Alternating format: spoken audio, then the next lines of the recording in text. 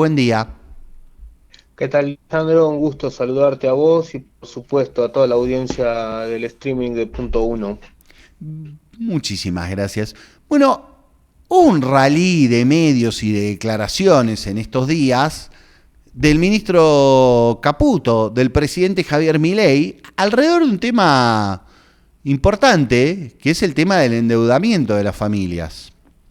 Ahí yo seleccioné, y si te parece lo ponemos al aire, una de las últimas declaraciones, el presidente Javier Milei ayer con Eduardo Feynman en Radio Mitre, hablando de qué pasa con la crisis de deuda que tienen las familias y cuál es la postura del gobierno nacional. ¿Te parece?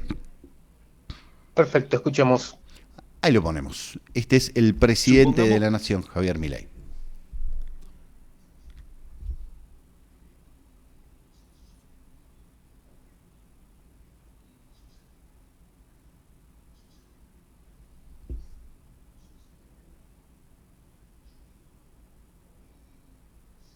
implica pagarle a Willy. La pregunta es, ¿sería justo, Eduardo, que usted pague mi cuenta? No, no, no, obviamente no. Ok, bueno, esto es lo mismo. Esto es una transacción entre privados y lo tienen que arreglar entre privados. ¿Qué es Yo, lo que estamos haciendo nosotros yo refinanciándolo para a que usted, digamos, como hacen los bancos. no lo tendría que hacer? A ver, no, a ver, vamos por partes, vamos por partes. En esta situación no sería justo que Eduardo pague mi cuenta, porque si yo me equivoqué o tomé una decisión y vino un conjunto de energúmenos y quisieron hacer un golpe de Estado, mandando 40 leyes que violaban el equilibrio fiscal, o haciendo 7 intentos de juicios políticos, o haciendo actos terroristas en la calle que implicó deportar 10.000 personas, o digamos haciendo maniobras de mercado, conjugando medios de comunicación con empresarios y digamos profesionales sicarios. Bueno, ok, digo, o sea, eso pasó la vida, es decir, afortunadamente para la suerte de los argentinos se pudo sobrellevar muy O exitosamente. quizás la vida. Javier Milei hablando con Eduardo Feynman y Willy Cohen alrededor del tema del endeudamiento y que es un problema de privados. ¿Es un problema de privados, Mariano? Bueno, en principio me parece que hay que destacar que tanto Milei como el ministro de Economía, Luis Toto Caputo, arrancaron, tal como lo señalaste al principio, un raid mediático descartando cualquier posibilidad de ayudar a quienes se endeudaron para comprar alimentos. Y la pregunta que cabe hacerse, básicamente me parece, va por el lado de por qué el gobierno enfáticamente rechaza esta posibilidad de asistir a quienes no pueden pagar sus deudas.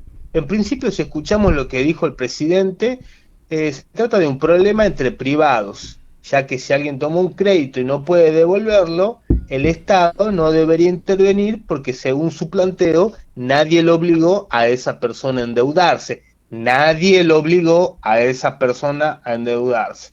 Esa es la lógica que tiene el presidente e incluso Caputo fue en la misma dirección, pero un poquito más allá y sostuvo que ayudar a los morosos generaría un riesgo moral, es decir, que incentivaría comportamientos irresponsables eventualmente hacia otras personas.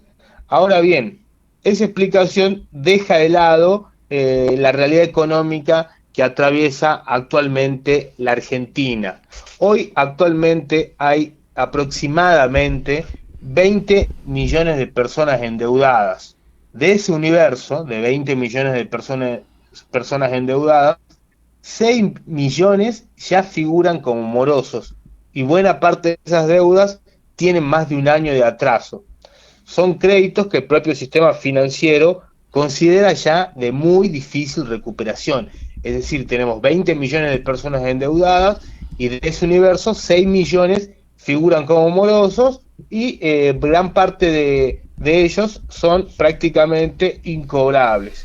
El stock de créditos catalogados como irrecuperables supera los 3 billones de pesos y casi 2/3 corresponden a entidades que no son bancos.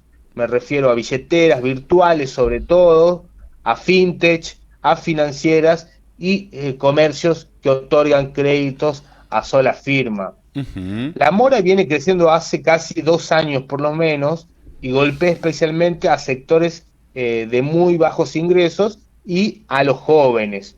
Aproximadamente entre los menores de 30 años, la tasa de incumplimiento ronda el 40%.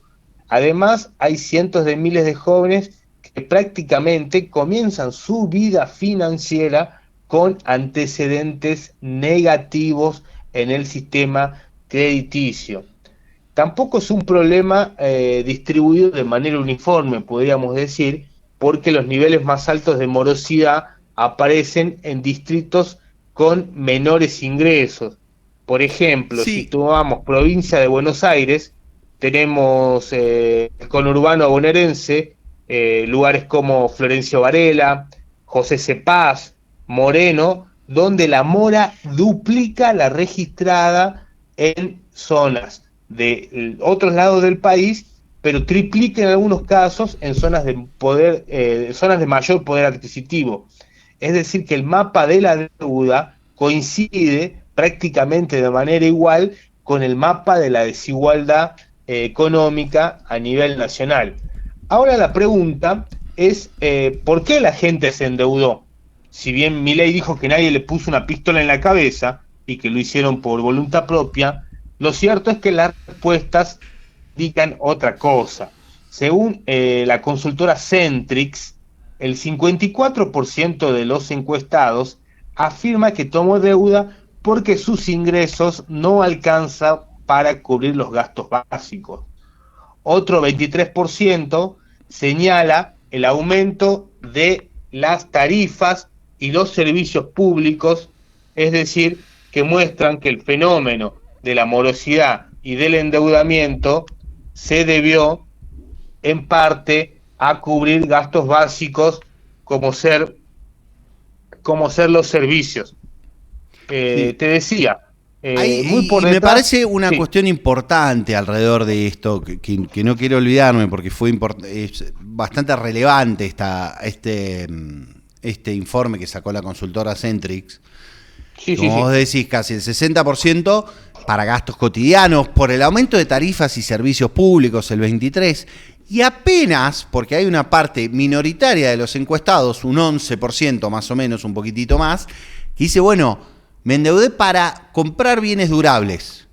Que ese sería el único escenario donde vos decís, bueno, hubo un aumento del endeudamiento, en general, no de la mora, donde decís, bueno, la gente tiene capacidad, digo, esta promesa que decía el gobierno, bueno, dice ahora es que la gente no se gasta la guita en una zapatillita o en un viajecito, sino apuesta a comprar cosas mejores, un auto, una casa. Bueno, de esta encuesta solo el 11% dice, che, yo me endeudé para comprar algo mejor, algo más duro, algo que me sirva para el resto, el resto de mi vida en algún punto. 1 de cada 10. No es un dato para nada menor, porque recordemos que tiempo atrás la tarjeta y los créditos se utilizaban para comprar bienes durables, tal cual lo estás mencionando. También se lo utilizaba en situaciones imprevistas, por ejemplo, tenías una enfermedad o te quedabas sin laburo, utilizabas la tarjeta en ese contexto para salir de una situación apremiante. Ahora lo que indican las encuestas es que el principal motor de endeudamiento no aparece asociado al consumo de bienes durables, tampoco a la especulación financiera, sino a la necesidad urgente de sostener los gastos cotidianos. El mismo relevamiento que señalás muestra otra señal también que enciende luces de alarma. 2 de cada 3 personas dicen que sus ingresos se terminan antes del 20 del mes. Antes del 20 del mes. Y apenas una minoría puede llegar con tranquilidad los 30 o 31 días que tiene eventualmente cada mes. Es decir, que si volvemos al planteo que realizó el presidente, en el cual nadie le pone una pistola en la cabeza a la gente para que se endeude, Y bueno, habría que ver estos datos, ¿no? Porque si tenemos prácticamente el 60% que toma deuda porque no le alcanza para pagar ni los servicios ni para ir al supermercado, lo cierto es que no hay una pistola en la cabeza, pero sí tenemos No, la sí. realidad objetiva, ¿sí? Hay una pistola en la cabeza de la realidad, porque acá para mí lo que hay que Claro, buscar, ahí va. digo, y esto me parece lo importante, ¿y por qué dejó de ser un problema entre privados? Digo, porque a cara de perro, digo, porque la verdad con una cara de piedra importante, cuando declara el ministro Caputo la semana pasada y le pregunta por este tema, dice, bueno, tal vez hay gente que quiso apostar contra el gobierno a que el dólar, a que el peso se iba a ir a 3.000. Entonces, ¿por qué le tengo que subsidiar o mejorar la vida de esa gente que tomó una decisión financiera? ¿Quién hizo eso? ¿Quién tomó un préstamo en una billetera al 200% de costo financiero total para jugar en contra del gobierno? Las cuestiones están, la pistola en la cabeza está alrededor del aumento de el costo de vida, de lo que implican los gastos fijos, de la gente que han perdido ingresos e ingresos de calidad, ¿no? Lógico, lógico. Es parte de la política, es toda de Milei, se puede decir, es toda la economía de Milei y Toto Caputo. Y me parece que la cuestión no pasa solamente por quién debe hacerse cargo de una deuda que lógicamente es imposible de pagar teniendo en cuenta la caída del poder adquisitivo, la crisis de empleo y a su vez la alta morosidad que existe. Me parece que gira también alrededor del rol que va a tener que cumplir el Estado y particularmente el Banco Central, porque mientras el gobierno impulsa una reforma de la Carta Orgánica, la semana pasada recordemos que en cadena nacional la presentó, no aparece ninguna propuesta destinada para aliviar esta situación de los hogares sobreendeudados. Sin embargo, el central ya cuenta con herramientas regulatorias, puede fijar, por ejemplo, límites a determinadas tasas de interés. Uh-huh. Recordemos que los bancos cobran hasta 500% por el financiamiento con tarjetas de crédito, producto también de una desregulación que introdujo en un DNU Milei, eliminando el tope que tienen las entidades para el cobro de intereses punitorios. Es decir, que el Banco Central podría intervenir marcando un límite a las tasas de interés, establecer también condiciones para el crédito, porque convengamos que muchas veces se le otorga, como se le otorgó también a la Argentina, recordemos, el FMI le otorgó un crédito sin tener la capacidad de pago. Bueno, se podría establecer también mejores condiciones para regular con mayor intensidad la entrega de un préstamo en distintos actores financieros. La discusión, me parece, es si debe utilizarse el Banco Central o si debe dejar el gobierno que el mercado resuelva el problema por sí solo. Como ya lo sabemos, la respuesta es la segunda para la perspectiva que tiene actualmente el gobierno y que está llevando a este desastre total en la deuda de hogares. Y bueno, la visita de la directora gerenta del Fondo Monetario Internacional la semana pasada volvió a poner el foco sobre esta vulnerabilidad de la economía argentina. Entre otras cosas, dijo que es necesario, la propia titular del FMI, mejorar la situación del empleo, acumular reservas y que lograr una recuperación económica que alcance a los hogares. Otro dato que me llamó mucho la atención y que no lo quiero dejar pasar es que durante el primer semestre de este año, personas físicas compraron 13.000 millones de dólares. Es un volumen muy significativo para un año sin elecciones nacionales y que refleja, aún con estabilidad cambiaria, una fuerte demanda de divisas, lo cual podríamos decir que da cuenta de dos caras de una misma economía.